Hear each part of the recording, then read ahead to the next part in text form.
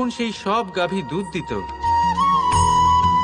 তখন আমি দেখতাম সেই সব দুধ সমান, রং সমান, স্বাদ সমান, গুণও সমান, আর সমান পুষ্টিও। এবার আমি এটা বুঝতে পারতাম না।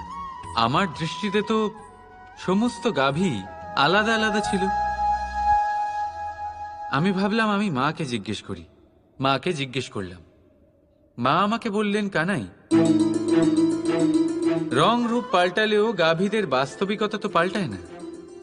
গাভী তো গাভীই থাকবে। এবার আমি এটা বুঝতে পারি না যে মানুষ এটা আত্মসাৎ কেন করতে পারে না। দেখুন, রং, রূপ, জাত, ধর্ম, ভাষা, এই সবের উপরে হলো মনুষ্যত্ব। আর মনুষ্যত্বের একটাই ধর্ম, আর সেটা হলো প্রেম। তাই এই প্রেম আপনি সকলের সাথে ভাগ করে নিন। প্রেমের সাথে সকলের সেবা করুন।